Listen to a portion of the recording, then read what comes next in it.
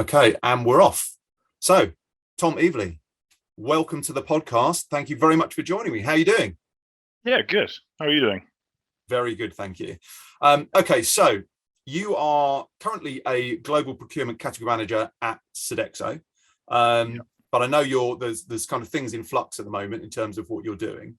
What would be great is if you could give a bit of background on what you do and your experience and your interests in the area of procurement and particularly services procurement. That would be really, really great. And then we've got some brilliant topics to come on to, which also tie into some work you're doing in writing what I think is going to be a very interesting book. So could you just give a kind of snapshot background of your experience so far and what you're doing? Right. So yeah, like a lot of people, I think I sort of fell into procurement. It wasn't a sort of planned career choice. I worked for a startup about 10 years ago, earlier in my career, which we kind of grew from close to inception to over $60 million in revenue, 400 employees within about 3 or 4 years. So massive growth there of what was a service organization. So it was a branch of the world's biggest private education firm. And yeah, procurement and supply chain was kind of an area that previously we didn't have that great a grip on, but we needed to in order to scale that quickly. And so what we did was a lot of outsourcing agreements and engagement with service providers in order to scale that up. So I kind of got a perfect sandbox for learning how to manage outsourced service suppliers, master service agreements, scope of work, kind of framework agreements with suppliers. And yeah, did that for about 6 years. And then, yeah, that was predominantly FM focused. And so that was kind of a natural transition into what I've been doing for the last few years, which is category management in the FM space, which takes us up to where we are today. I'm a master's student as well, which is kind of the geekier side of my interest here, which is trying to wrap my head around what are some of the differences we see in between best practices in physical supply chain management and service supply chain management. So in a very long story short, the thing that fascinates me is we've got about 80% of GDP in developed economies comes from services, typically more than half of third-party spend in large PLCs, the S&P 500 essentially is with service providers, and yet we have relatively low spend under management, relatively low contract compliance on those third-party service agreements. So the question for me is why? What are the fundamental differences there? And that's kind of led me to the outline of a book, which I'm tentatively calling How to Buy Performance, which is how do we measure outsourced service performance across a range of categories, and how does that differ from goods? And so there's a whole range of different factors I've looked at around the growth of services, but also a range of different factors around the way that procurement interacts with the business, which really is the most important piece for me, because performance is much more nebulous and difficult to define in a service context, and being able to nail that down, especially when we've got output-based statement of work type agreements versus traditionally what would have been time and materials based agreements, it becomes more and more challenging. And so trying to develop kind of an overarching view of that and a methodology which may help close that gap is kind of the impetus for the book, which is, as I say, very much in its infancy, but getting there step by step. I love your curiosity and I love the passion you put into it, and you clearly have fantastic knowledge in this area, and you're delving deeper all the time. So I find it really interesting. And obviously we've spoken briefly before, and immediately from my point of view, I just thought it would be a great conversation to share with people, because I thoroughly agree regarding the gap that exists between measuring performance and buying performance in goods and the ability to be able to do that in services. It has all sorts of implications across the way that organizations culturally interact with their service providers, how they work operationally, how technology fits into the picture, how it ties into the strategy. So yeah, I think it's a really interesting area to discuss. And so for the conversation today, we'll be taking the how to buy performance specifically through the lens of services procurement. And I'm really glad you're doing this, because there aren't that many people that are delving into this specifically in areas like services procurement. And I think it's an area of growing interest. Like you say, there's so much spend going through this type of engagement model. Is becoming more and more prevalent, and we can talk about some of those changes now. In fact, in terms of changes in the reasons why companies actually buy services. So, in your view, what's changed in the way that companies buy services, or the reasons that they buy services? Sorry, because if you take services on a very simplistic level, you could say it's just another means of getting work done. So you're getting things done, your work is being done. 60 years ago, that would have just been everybody in a kind of 9-to-5 job for life type situation. Why do you think this has changed? What's the difference now? I think there's a few different factors, which basically everything that impacts how we procure physical goods has basically a lag effect in services, as far as I can see. So if you look at all the major trends from sort of the mid 20th century around outsourcing, globalization, especially to low cost manufacturing regions, China being the obvious one. What effectively what you're seeing is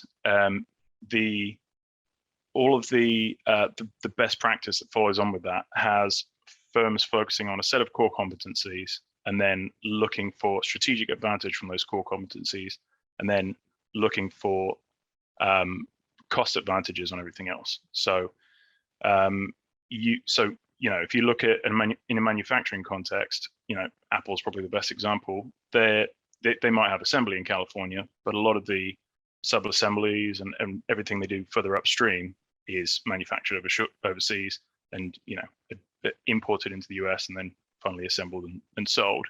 So if you look at globalization and outsourcing, what you've effectively got is easier access to lower labor costs, lower costs of capital, etc. And you kind of been seeing that. We've been seeing that for decades. And in fact, I think now we're probably seeing the backlash and some of the repercussions of that. And we're seeing nearshoring now re-emerging as a kind of a buzzword and a sourcing strategy, rather than far shoring, offshoring, whatever we used to call it.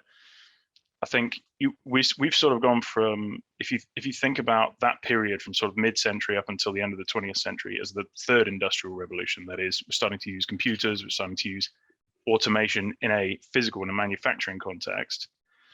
We're sort of entering now the fourth industrial revolution is the buzzword for it, where we're seeing that in a cognitive context as well. So we're seeing the emergence of remote work. We're seeing, English is so prevalent now that you could basically hire from almost anywhere on earth, and you'll find people speaking English that are able to engage with you as a supplier.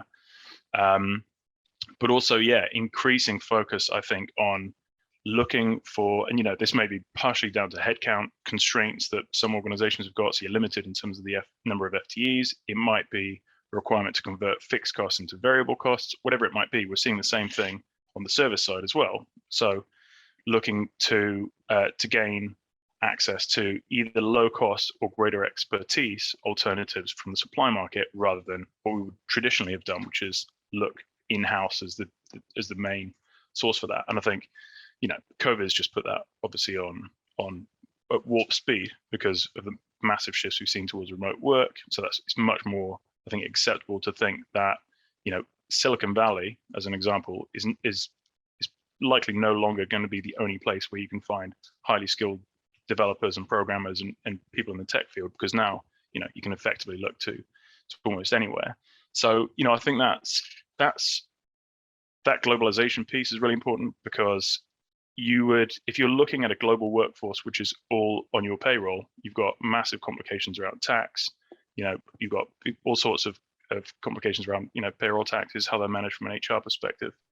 When you look at your supply chain, you've got a lot more flexibility around that. So you start looking at the globalization piece, the outsourcing piece.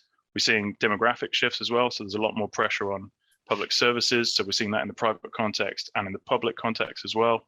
But the one that's really interesting for me from an FM standpoint is around servitization. So I think, I mean, Zivio is a perfect example of this. Zivio is a software as a service platform. So we're starting to see, I think, the manufacturers in the traditional sense, or developers, software developers, that could be, effectively you're seeing producers of physical goods, software, services, whatever it is, trying to engage more with the end customer. So I'll give a perfect example, I think, to illustrate this. So Rolls-Royce, which distinct from Rolls-Royce luxury cars, Rolls-Royce obviously does a lot around jet engines and around, especially in the marine space. I think that's about half of their revenue today.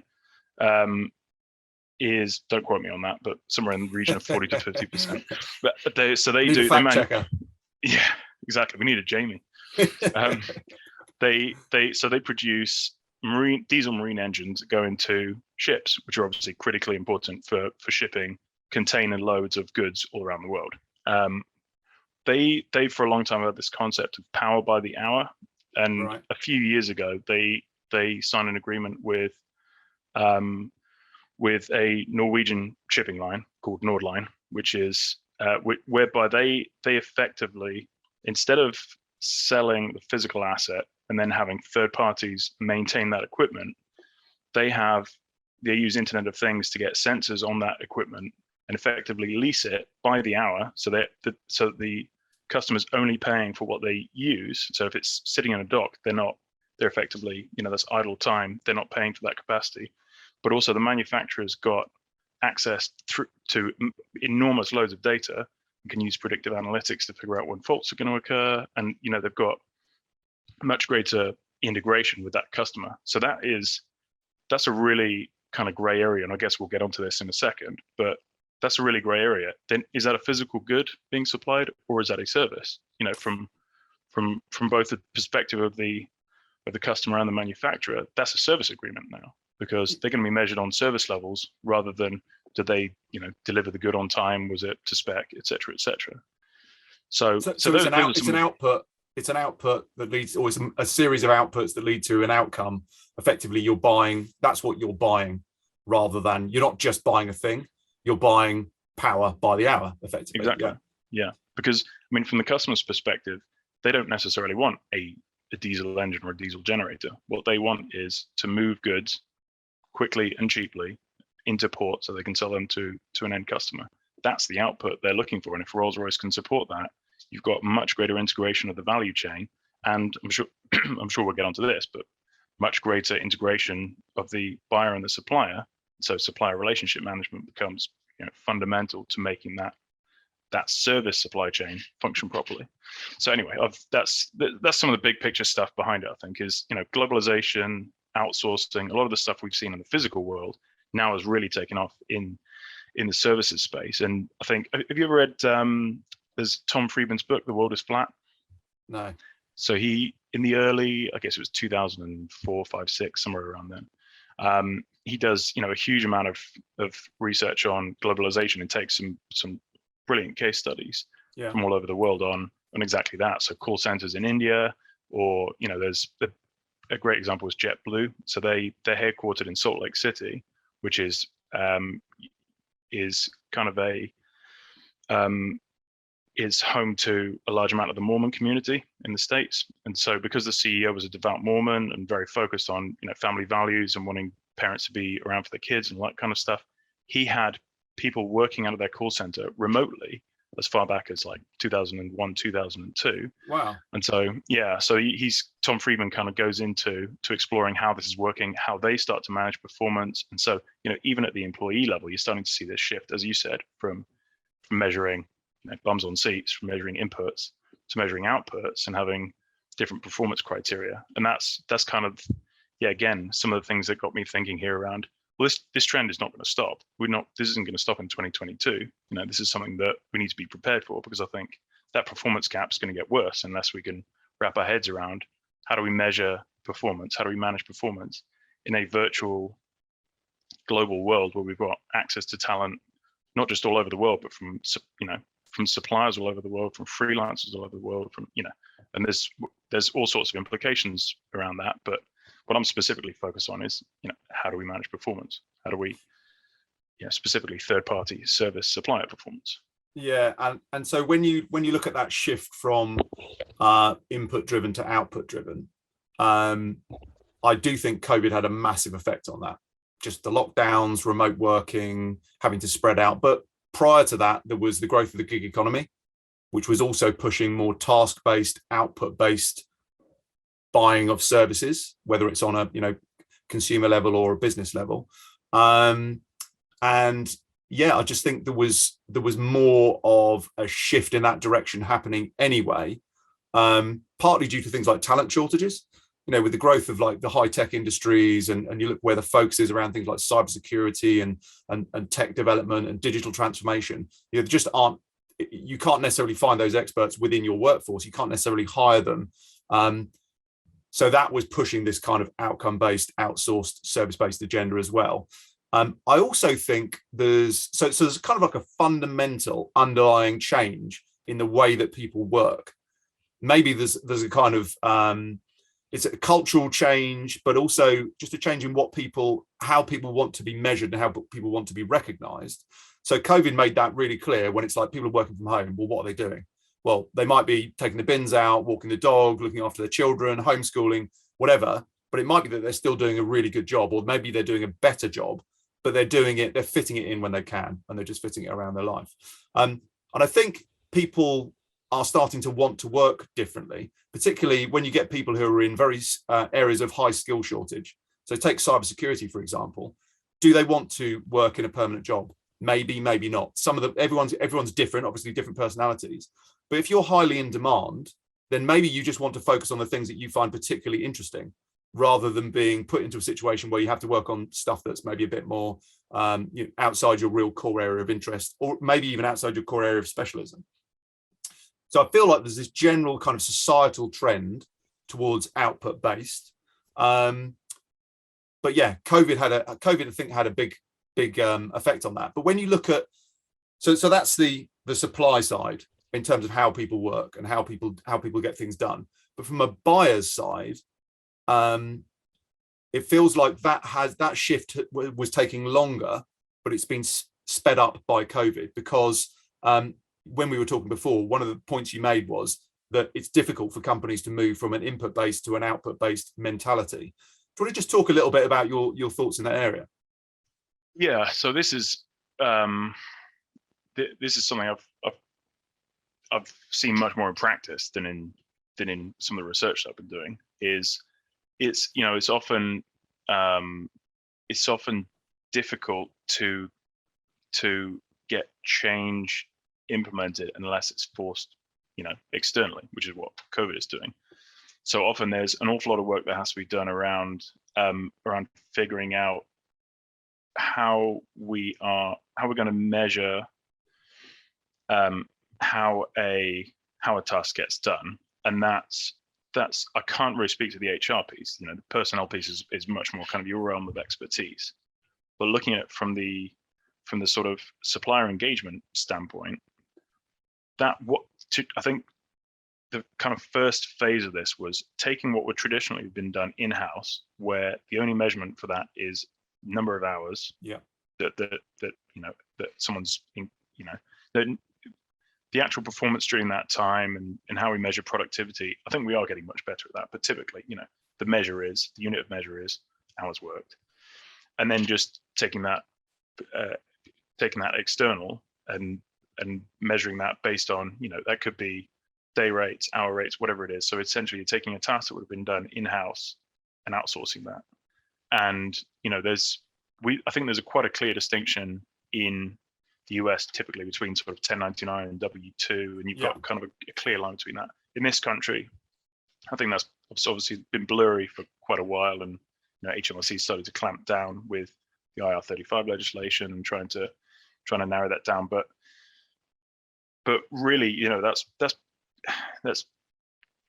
it's a good and a bad thing in a way, I think, because it's going to force companies that want to outsource by the task to start thinking more in terms of putting that into let's say a performance-based spec instead of a conformance-based spec. So that could be a statement of work, a service level agreement, whatever it's going to be, something where we're measuring milestones, measuring outputs, rather than measuring inputs effectively. But to go back to kind of what I was saying before, it's usually very challenging to get stakeholders to look at buying based on outputs, and still until we start seeing the typically cost of labor, but the cost of that input going up without seeing an equivalent increase in the performance we're trying to measure. So that could be, for example, uptime on an asset in an FM context, or specific KPIs we're measuring around maintenance. But in a consulting or professional services context, that could be a particular success factor we're looking at for the business. So typically, a stakeholder will have a value driver they're looking at, whether it's operational, financial, it's some kind of strategic measure they're looking at, customer growth, whatever it is, revenue growth.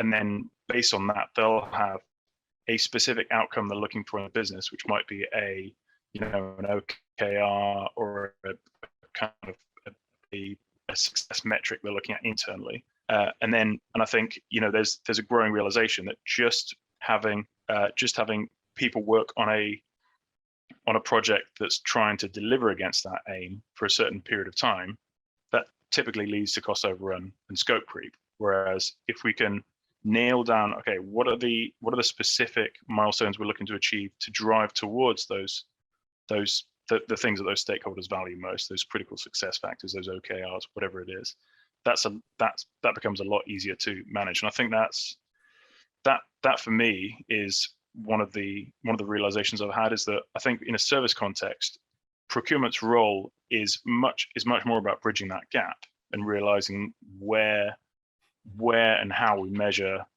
value from the supply market. Why aren't we doing this in-house? Why are we looking for specific expertise from the supply market, whatever it is? And trying to be able to bridge that gap goes a long way towards effectively marrying the internal objectives we've got and what we're expecting of the supplier. And that naturally evolves way beyond just measuring headcount, measuring by hours, by FTEs, whatever the equivalent might be. So quick question for you on that. In terms of managing the internal objectives, when you have a labor-based situation, then do you think that requires the same clarity in what those internal objectives are versus when you're going to be outsourcing the problem? Historically, I would have said no, but I do think that is changing. I think we see more and more. I mean, even in the last sort of 12, 15 years, like even since I've been working on some of this, I think internally we see a lot more.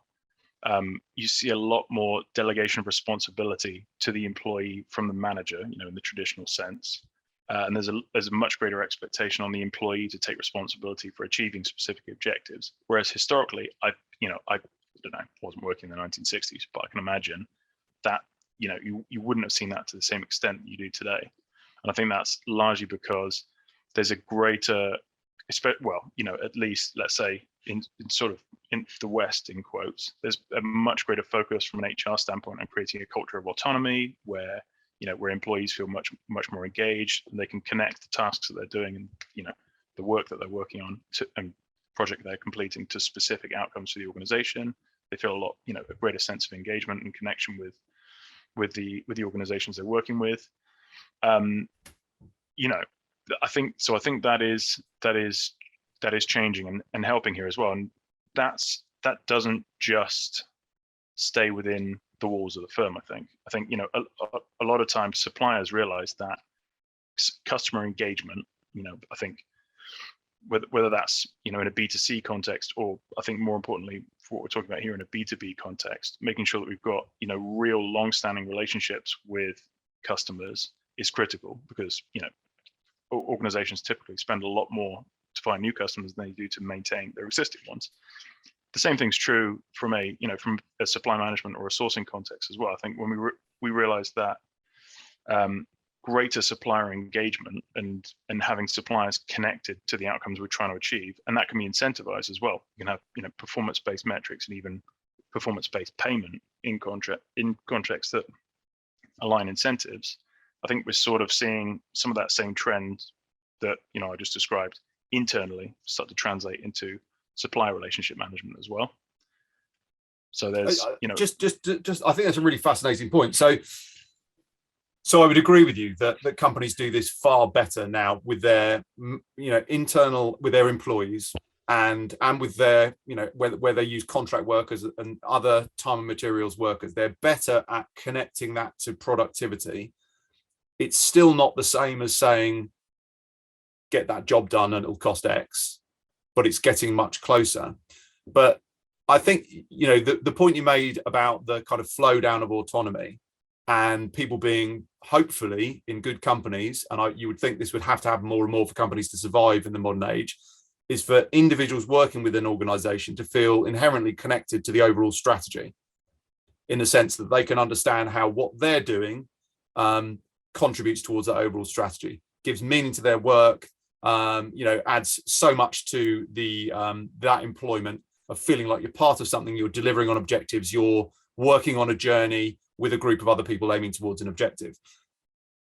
So that lends itself very nicely to helping companies transition more to saying, what is it that we need to get done?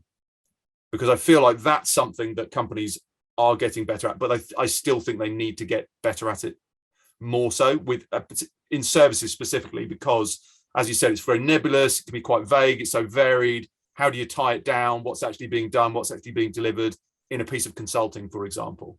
So the fact that organizations and employees are moving more towards that mindset, I would imagine that's only going to help with supplier relationships, because you're on the same page. The supplier knows they need to do a good job because the internal buyers are savvy to what it is they actually want. And likewise, the internal buyers and procurement appreciate the actions of the services supplier because they've achieved an objective that they know is important, and they've done what they need to do. I still feel like that situation I've just described is a bit of a panacea that we haven't quite reached yet. But it sounds like from your perspective, you're seeing these two things coming together more. Yeah. So I think it's funny because I'm trying to relate it to, in a general sense, to all professional services and outsourced services. But typically, a lot of the agreements and the relationships that I've managed are longer term. And one thing that's really interesting you said there is that internal buyers often know exactly what they want, and that might be true for an individual buyer, but often when we're managing, when we're trying to translate that into outcomes that we need a supplier to achieve, you've got multiple different stakeholders, and you may have an outcome that the business or the stakeholder is trying to achieve, but actually breaking that down and putting that into the actual KPIs that we need to have met over the next 12 months from this supplier, or the key milestones that we need to have achieved by X date on this project that we're going to put into the statement of work. That's much more challenging. And actually, I don't know if you ever heard of this, but in IT they've got this concept of the watermelon effect. You ever come across this? Describe that. I was just about to kind of relate this to basically sprints within an agile process, where you're effectively iteratively you're working out what you need to do by the time you get to the next point. What's the watermelon effect? So the watermelon effect, if you slice a watermelon open, obviously it's green on the outside, red on the inside.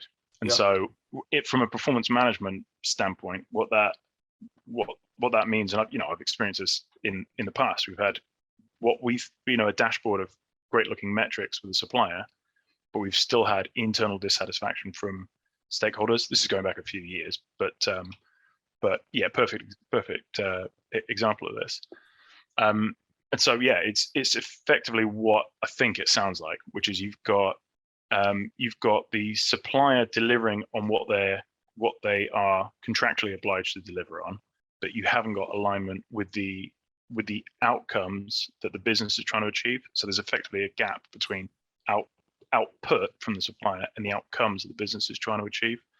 And that's, there's many reasons for that. Partly, as I say, in longer term engagements, the scope of work and the service levels that we're trying to maintain might evolve over time. You might have changing requirements within the business, especially nowadays with how quickly things change, how financial priorities shift, etc.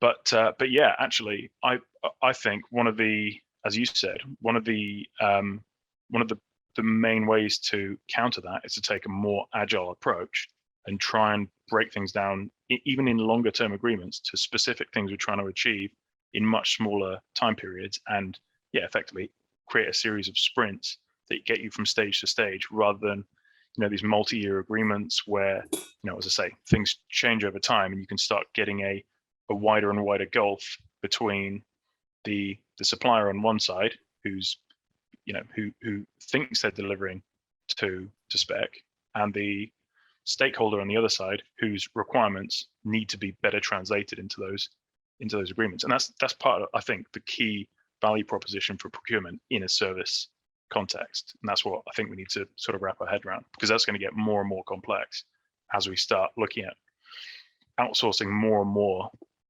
output-based work. So based on a statement of work, etc. So if you look at that scenario where we're talking about kind of iterative process, would you agree that to buy performance, or to have performance as the aim, to buy performance, you need definition, capture, and delivery, and you need to be able to see all of those things, and they need to match up. You need to measure them.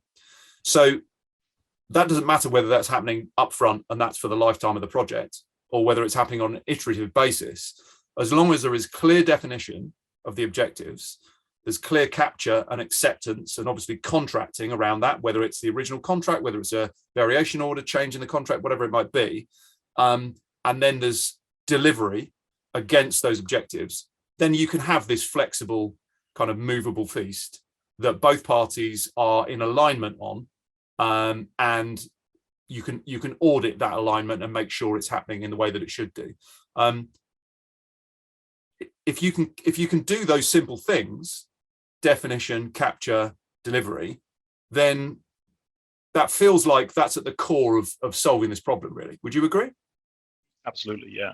I mean, this is part of the beauty of, this won't be a surprise to you, but obviously I'm a big fan of Zivio and some of the things you guys are trying to achieve. And that Cheers. For me is fundamental. It's like the old Peter Drucker quote, what gets measured gets managed. If you're speaking a different language between your stakeholders and your suppliers, and there are ways other than technology where I think procurement can better engage with both of those groups and bring them together. But technology is fundamental here, because you have to have clear and precise ways of communicating the value that we're trying to drive for the business and translating that into actual performance targets for the supplier. And that could be performance in terms of actually doing something, or it could be performance in terms of actually achieving an aim, which is very complex and involves thousands of individual tasks. Or it could be even just achieving performance on an asset that's owned by the supplier. But yeah, going back to it, especially the definition part, that is, it's not easy, is it? No, because you've quite, as well as the fact that things are quite often changing over the lifetime of the project, you've also got a situation, I think, where you've got value drivers for the business that you're trying to translate into achievable outcomes for the supplier to put into a contract. But the more and more you shift those value drivers upstream, the more and more risk is shifting onto the supplier, which typically comes with a higher cost. So you've got it's it's a movable feast. But yeah. So I mean, 100% in agreement. And I think this is one of the fascinating things for me from a technology point of view. If you look at the difference between goods versus services, breaking it down very, very simply, I think procurement of goods is a solved problem to a large extent, where you've got to a certain extent, this binary transaction. And you can engage things like catalog buying, guided buying. There's a lot of complexity in the supply chain, which has to be considered. But I feel like that's very much a solved problem from a technology point of view.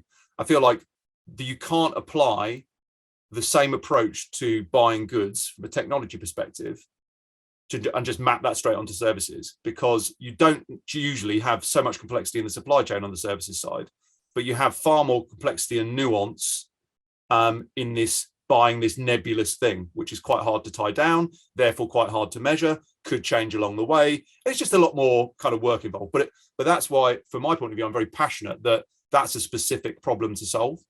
But just going back to what you were talking about, definitions and stuff there. So let's have a quick look at who the key buyers are here, but also how they can interact with their suppliers. Because one of the things that I believe happens a lot is suppliers can be instrumental in helping buyers define their requirement.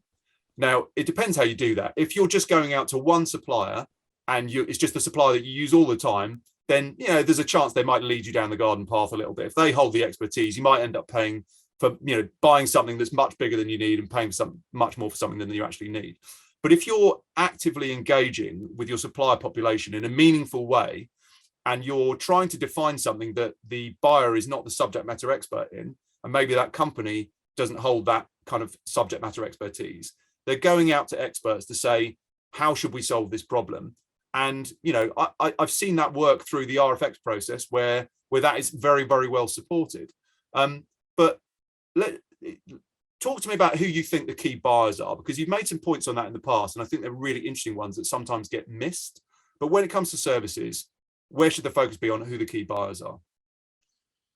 Right. So I think it's worth distinguishing between, I talk a lot about internal buyers and stakeholders, and I think they're not always the same thing. So in a physical supply chain, and I think, I get what you're saying about the technology piece around physical supply chains being a solved problem. I think there's a huge amount of complexity on a whole range of topics that I'm not even tangentially involved in typically. But yeah, certainly from experience, if working with a piece of ERP software or a procure to pay suite, often a lot of the work around measuring supplier performance cannot be encapsulated into a couple of lines in a purchase order. There's a lot of work that has to go on behind the scenes. But yeah, anyway, to get back to the point, I think oftentimes in a physical supply chain, what you have is effectively a series of dyadic relationships. Dyadic meaning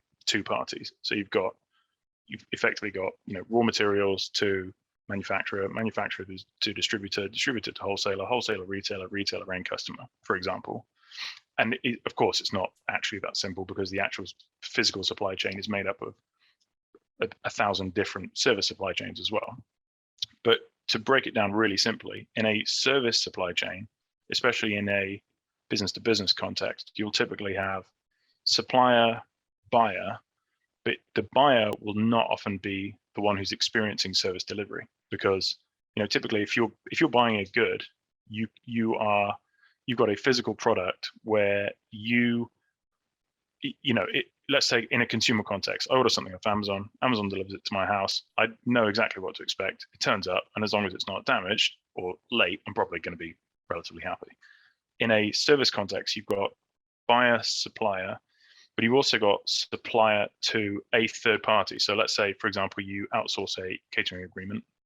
I, as the buyer, may be responsible for sourcing that supplier, selecting them, managing the contract, managing performance, developing the relationship, managing any contractual disputes, etc. But it's I may be one of 5,000 people who actually goes into the cafeteria and buys lunch, and so the experience of service performance is usually experienced by a third party as well. So that becomes that's challenging enough in and of itself. So how then do you make sure you capture the requirements both of the internal buyer and also of that third party stakeholder? And there are lots of good ideas around this, but figuring out how to capture that and put that into a dashboard so that you really do have a comprehensive 360 view of how well the supplier is performing is easier said than done. So yeah, making sure we can, you've basically got, it could be a net promoter score, customer satisfaction, it could be sales levels, there's all kinds of different metrics you can look at, but there's got to be a way to make sure that you're capturing the key value drivers for people who are experiencing the service, as well as the internal buyer. And that's a massive oversimplification, because of course there are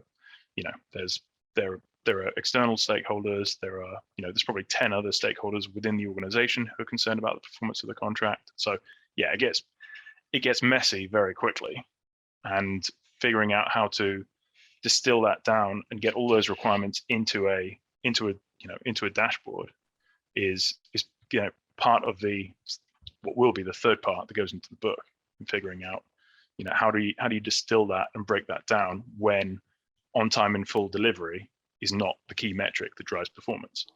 And I think with what you described there, it can be frighteningly complex, but that's why I believe the problems haven't been solved effectively thus far, because they are complex problems to solve. They are difficult problems to solve. So when you look at that scenario where, who is the buyer? So quite often procurement might be seen to a certain extent as the buyer, but, as you've said before, the buyers are often in a more of an operational role. So you could have that kind of triadic type relationship just in that context. But also when you look at, for example, an outsourced catering service, then you've got the end customer as well. But ultimately, it's all about working out still the same thing of defining what it is you want, and then capturing it and making sure that delivery is consistent between the two. If you can work out what you want to measure, there will be a way to measure it. Where the industry is right now is so immature in terms of measuring this, that there are massive gains to be made without having to boil the ocean and completely solve everything all at once. Because when you're in a situation where it's such a difficult problem to solve, what we certainly typically see in a lot of cases is that there might be some organization and compliance around the point of contracting, but after that point there's almost nothing. And if it's tail spend that falls below a procurement threshold, then there's very little at all in terms of knowledge of what's going on. So there's just kind of a black hole, basically. So even just upping the standards to understanding a bit more definition in the first place and actually holding suppliers to account can make a huge difference. But also, in a lot of cases, there's very little competitive supplier activity going on. And I feel like that's where procurement there are various areas that procurement can really help those buyers. But culturally, sometimes you get the feedback that operational people within organizations see procurement as a blocker. But if people are being empowered by their organization to contribute to the overall strategy, and that understand how what they're doing is meaningful in the company's goals, then surely that if there's the right relationship with procurement, that should motivate them to try and get the value out of procurement that they can around helping them define it effectively, helping them make sure they're getting the best price for the company, helping make sure they're getting the best service delivery for the company. It feels like there's some good things that can happen out of these changes.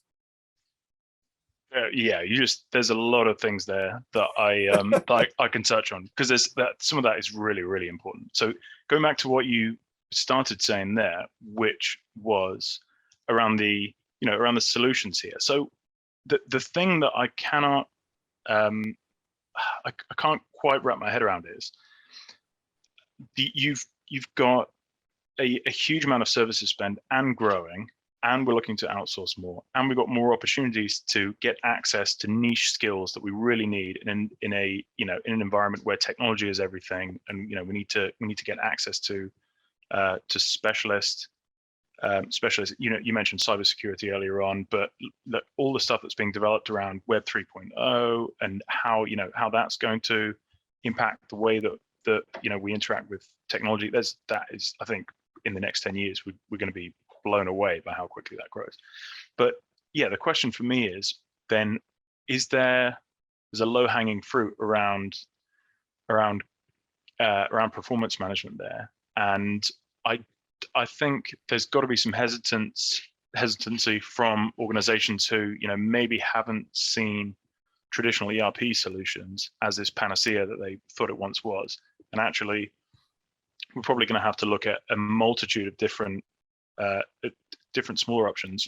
SaaS solutions probably being the most logical, because really it scales, right? I mean, everything's based on even in an enterprise context, it's very easy to scale that from a small team and run pilot programs to roll that out all over the world if you're a global organization.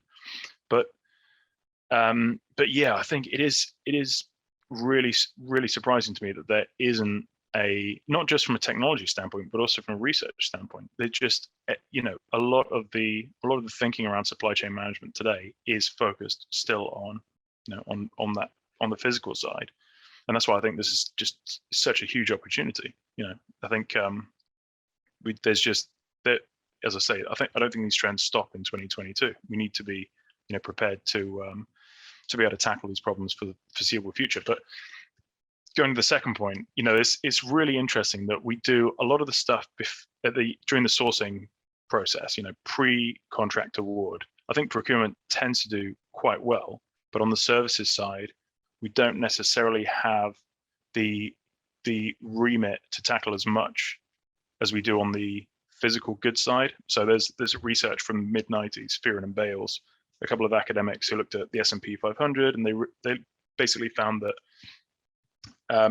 that America's largest firms spend about 60% of their third-party spend with service providers, but procurement managed less than a third of that under management. So you've got a huge gap in terms of where procurement may be able to add value by greater governance, implementing process, whatever it might be.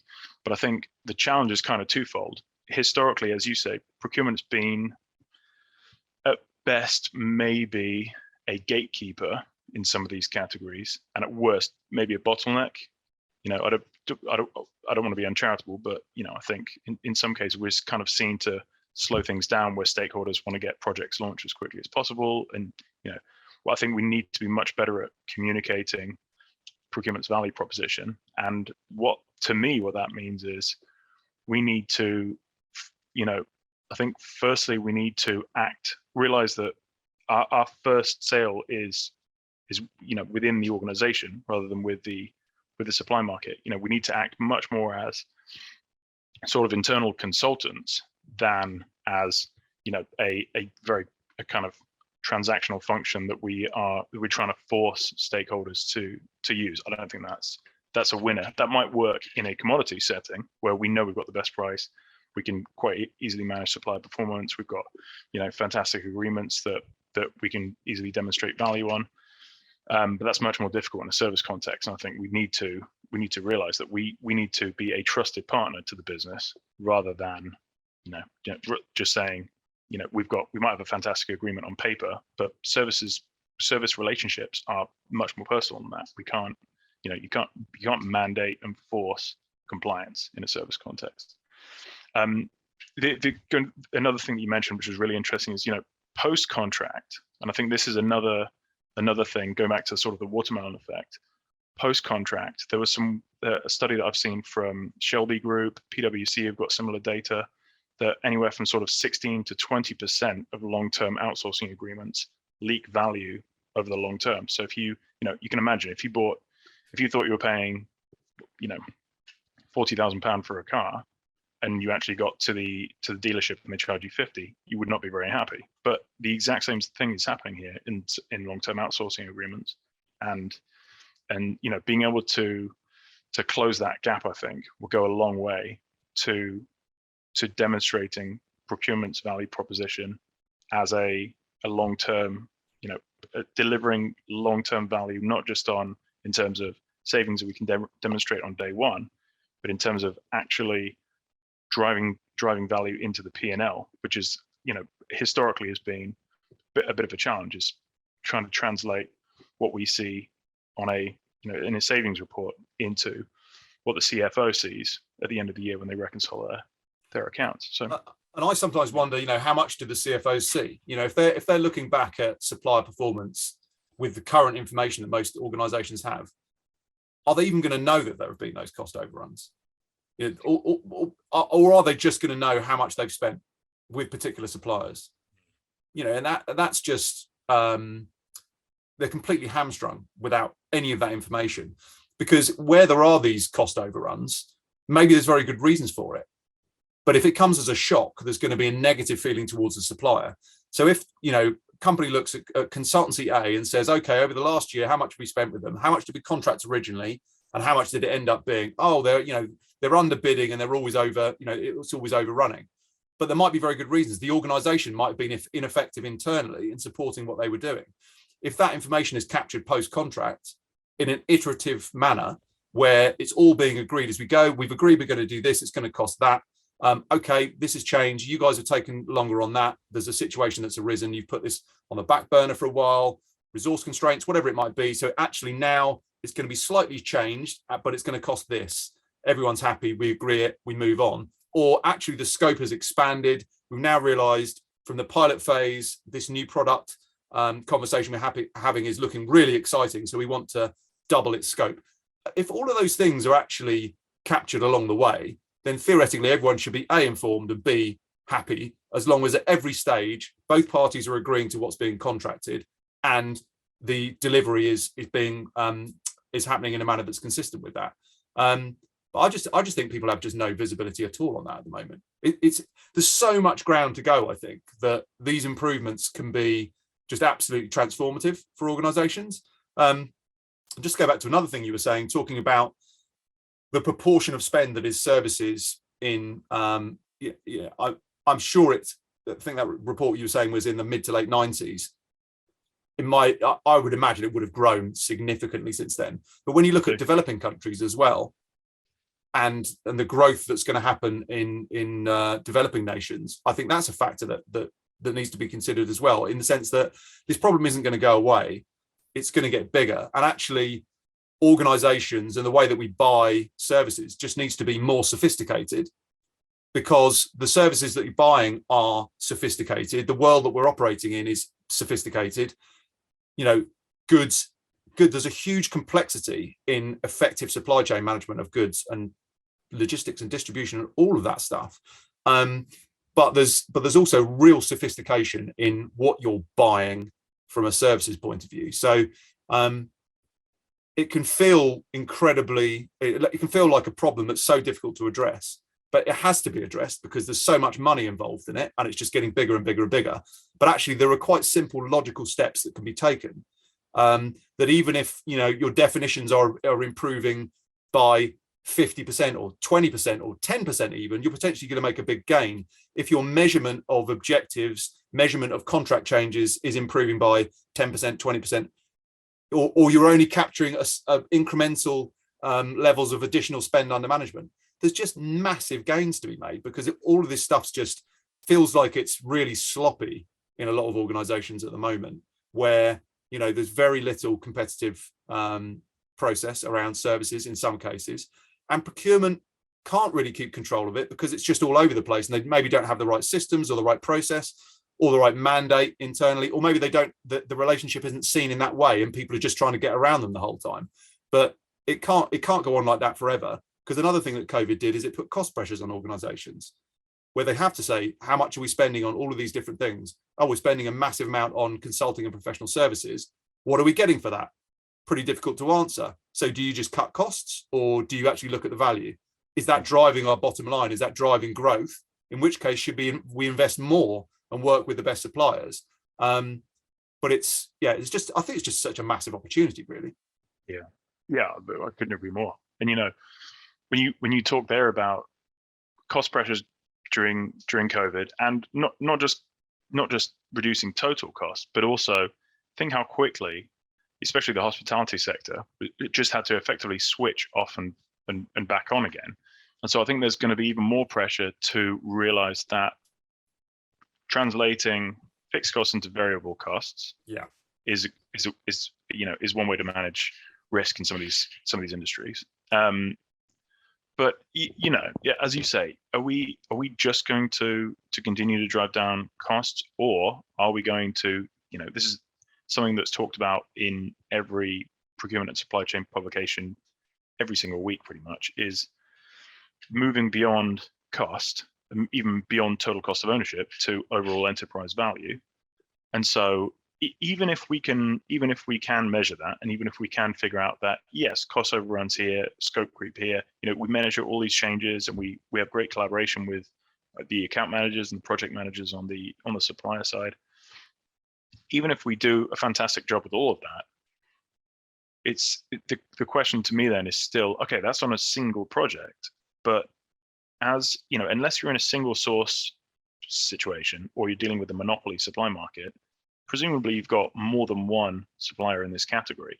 So if you can standardize the metrics there, can you start to benchmark performance between suppliers? Because that then becomes stage two. It's like, as you said earlier on, how much visibility does the CFO have over, an individual case, supplier category, or when it actually gets to the P&L? In my experience in smaller organizations, actually, in some cases, quite a lot. The larger it gets, I don't know. I would, I'd be skeptical. But I think so. Step one is sort of getting transparency around that. But then step two is, well, what do we do with that information? Now that we're able to capture and clarify metrics, we're able to define performance better. What do we do around that? Can we then compare the value to cost ratio from different suppliers? Can we start to, this is much more sophisticated, I think, than we've historically done, and perhaps we're ready for. I think we need, perhaps a new framework, a new kind of set of assumptions around how procurement has to relate to the organization and to service suppliers in order to get there. And that's why, I'm trying to build out kind of a model around how we might get there. And the first is the acronym I'm using is RAMP. The first one, R, is around the role of procurement. So it's, as I was saying earlier on, evolving from that kind of gatekeeper mindset to more of a kind of consultative selling mindset and working more as an internal partner. And that's the reason I've got that at the start of that process, is because that, I think, is fundamental. And we need to have greater trust and engagement with those internal stakeholders, so that we can gain the trust to start to break down their value drivers into those metrics. But yeah, I mean, I couldn't agree more with you. I think this is just the amount of value to be captured, no matter what direction we take to get there, is just enormous. Whether that's on increasing compliance and spend under management, or the performance of existing supplier agreements, we're only seeing the tip of the iceberg, I think.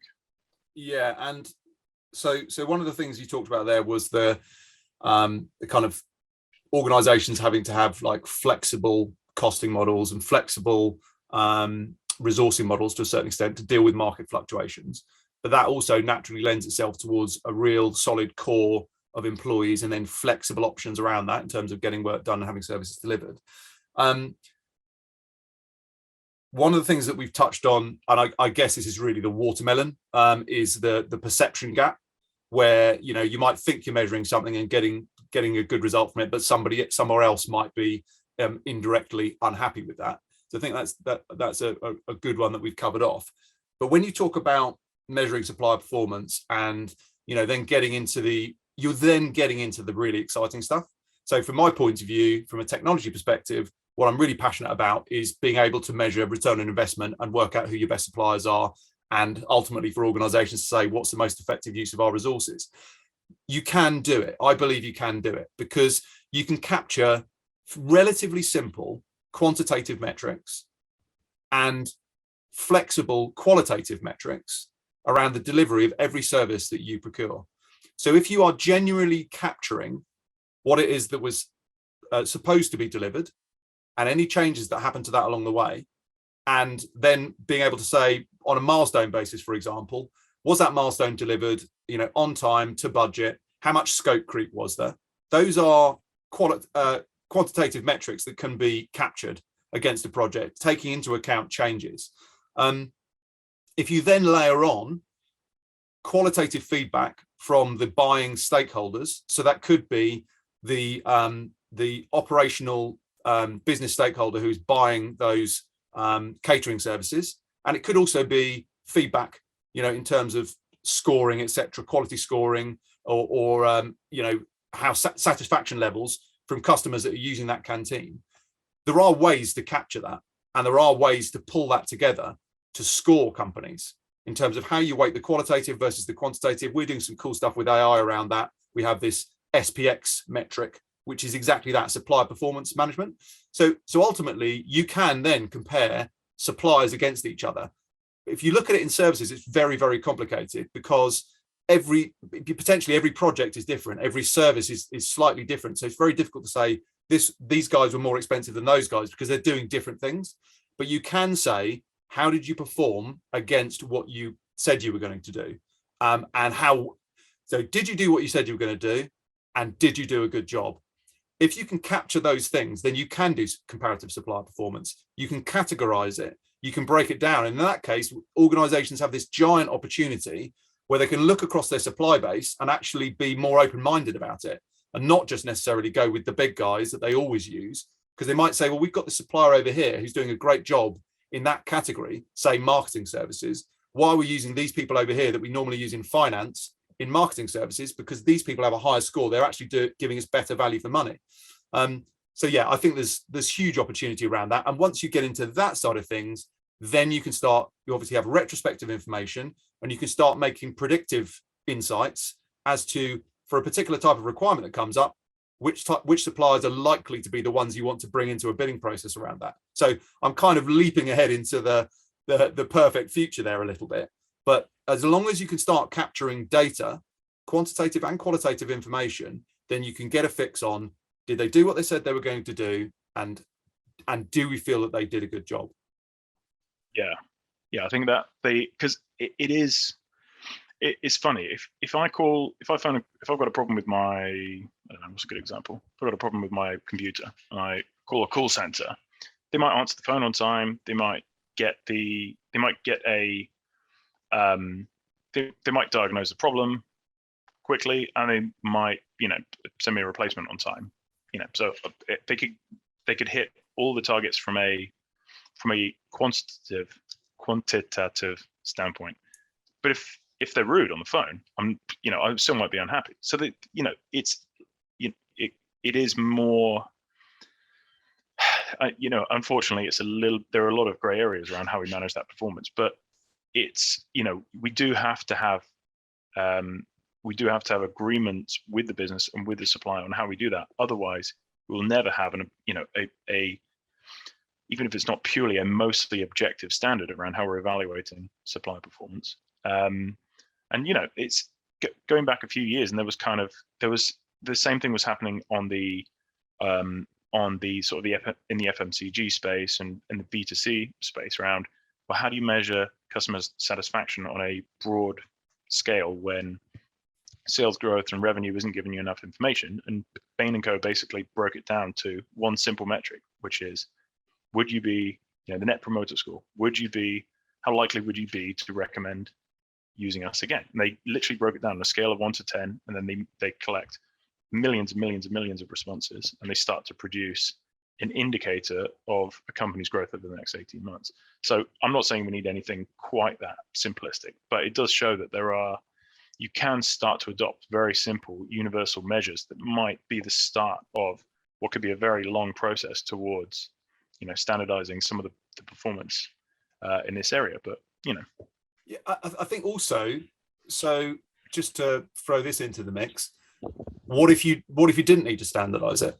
So there's certain things that are going to be standard anyway, and they're the kind of quantitative metrics that are, was the milestone delivered on time, on budget, and was there any scope creep?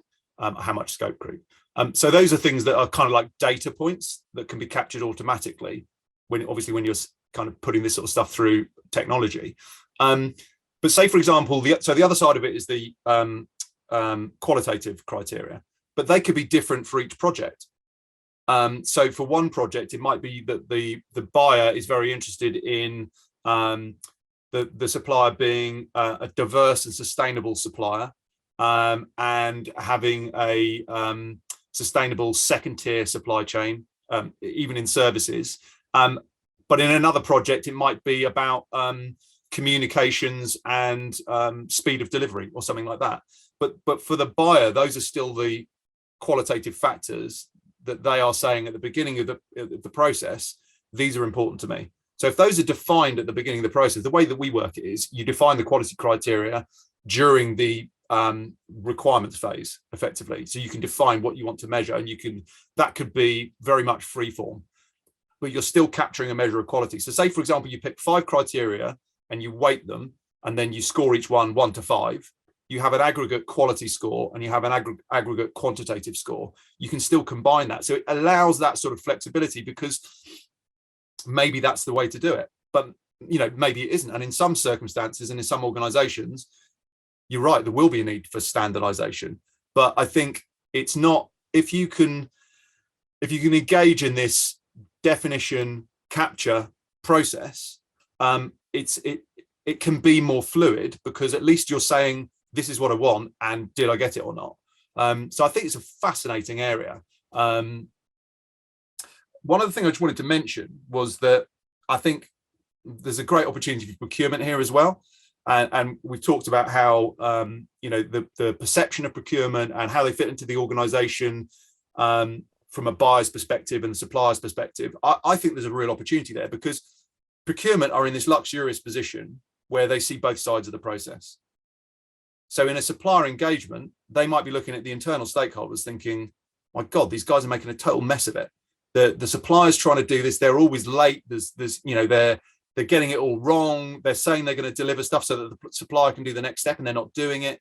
There's these things that procurement has oversight of, that very few parts of the organization will have oversight of. So I think that they can really play a critical role in acting as the intermediary between the buyer and the supplier. And it's more than just beating the supplier up on price. It's everyone being honest and upfront, in the sense that the company wants to achieve its objectives with the best possible value for money, but everyone's got to be playing their part. Otherwise, that can give you a skewed view. You might be ditching off a really good supplier, or they might be getting fed up with working with you and not really want to engage with you as a buyer. So I feel like there's an opportunity for procurement itself, and also in terms of just kind of like, you capture this data, whoever owns this data is in a pretty important position. Yeah. Well, that's definitely true. And I think going back to your first point, though, I think you're right. If you being in a position where you've got, you're effectively interface between two different firms, right? I think, like you said, it's not just about looking to penalize and punish suppliers that are not meeting expectations. It's about looking at the relationship more holistically and saying, well, okay, let's take, if we've got an agreement with a supplier where we are relying on their expertise, then, to use the buzzword that seems to be, used all over the place but very rarely defined, I think, is we may be relying on them for specific innovation, right? So we might be looking to improve an internal process, if they, especially for consultants. We might be looking to embed, there might be a systems integrator looking to embed certain, different technologies, and this may give us a competitive advantage. If you take a very kind of transactional arm's length relationship with that supplier, you haven't got incentives aligned well enough that they will want to provide that innovation. You haven't got, you're basically setting them up to minimize risk. You're not setting them up to maximize enterprise value, to maximize innovation, which might lead to, revenue growth, or, entering new market spaces, whatever it might be. And so I think that's another crucial part here. Is I don't think we've really we've really thought enough about,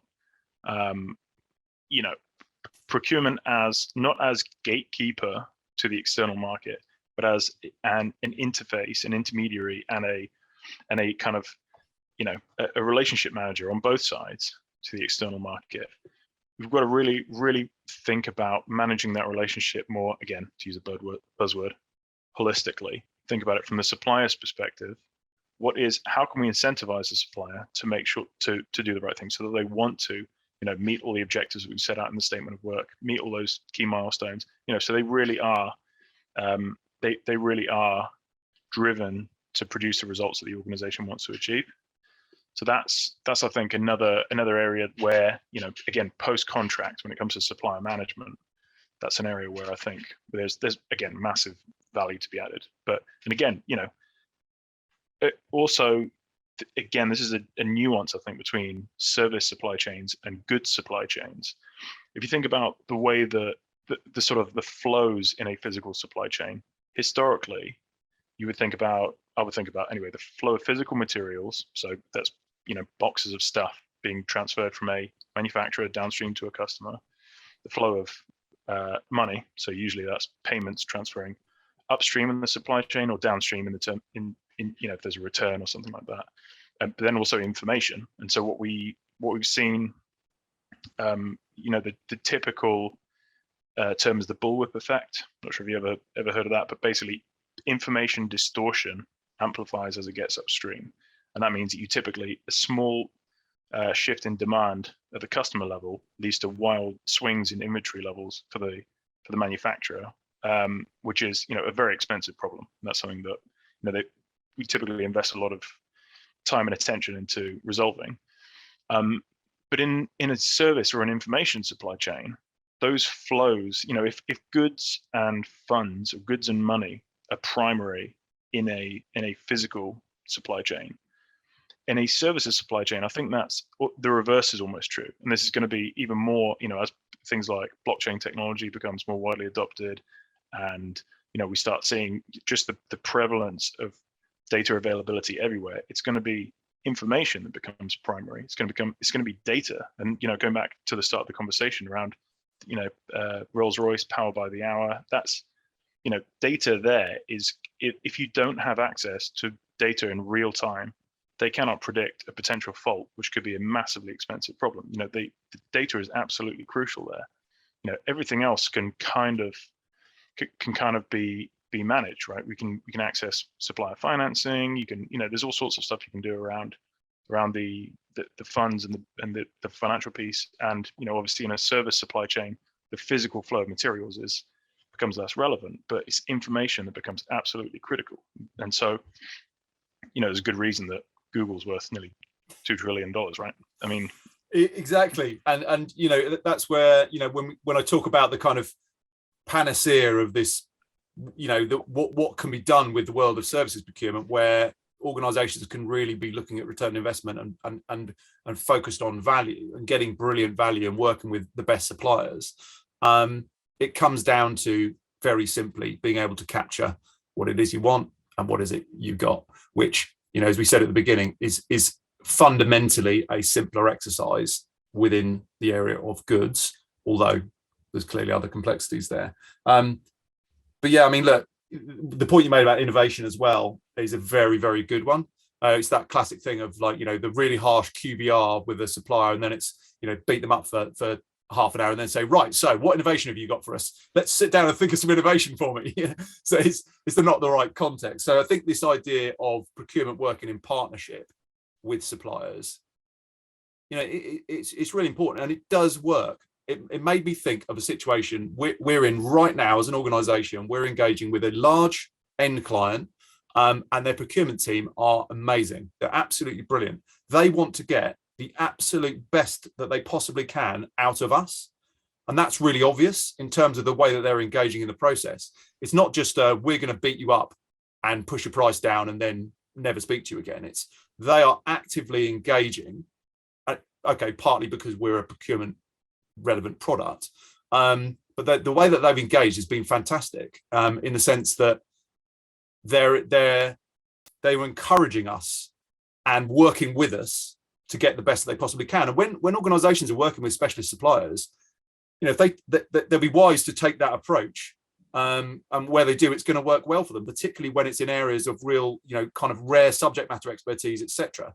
Because they need to get the best out of that supplier, and they need to make sure they're doing the right things. Of course, they need to make sure the supplier is doing the right things. But it can work, and it's as a supplier organization, it's a great feeling when that does happen. It doesn't mean the supplier feels off the hook, or that they don't really need to try very hard. I'd say you're motivated to try even harder.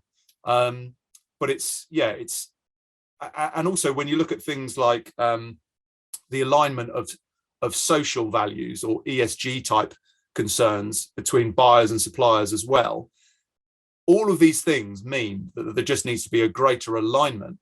And also then it comes down to like your reliance on those suppliers and needing to have a resilient services supply chain of organizations that you can really work closely with, and having a diversity within that. But anyway, I'm not going to go on to a completely new different tangent now.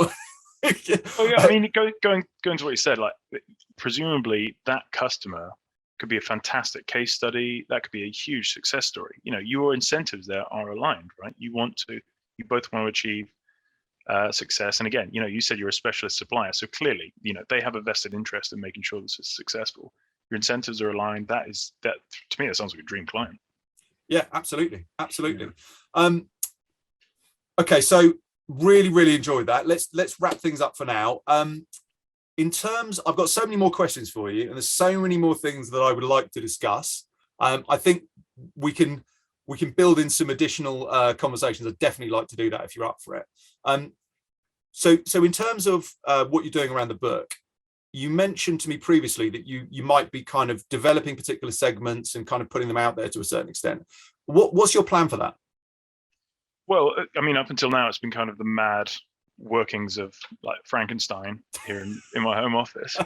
So I'm cognizant that it's probably, it's probably longer than it needs to be to do with tidying up. And so my plan is I'll kind of put a series of blog posts together, publish them on LinkedIn, try and get some feedback from kind of the wider procurement community, and steer my thinking in the right direction.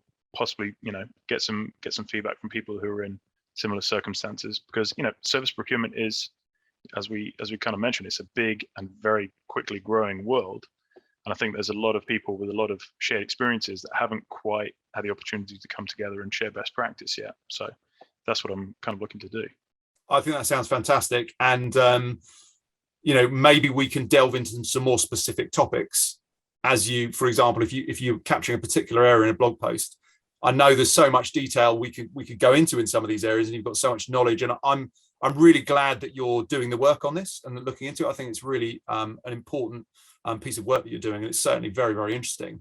So yeah, I think there's going to be lots of opportunity for us to kind of regroup on this as we move forward. But I just really appreciate your time, and I found that conversation absolutely fascinating. And hopefully, as you say, it opens up. Just it's not necessarily there's the answers. It's a discussion, isn't it? And hopefully that opens it up for other people who are interested in and have some of these questions and want to debate some of this sort of stuff. But I think you've put across some really interesting points, and certainly feel like I've learned some good stuff from it as well. I'll be looking up that book you mentioned. So it was The World is Flat. Tom Friedman. Yes. Excellent. Good tip. Well, listen, thank you so much for your time. Really appreciate it, Tom. And hopefully we can catch up again soon. Yeah, I hope so. It's been fun. Brilliant. Best of luck with everything in the meantime, and I'll see you soon.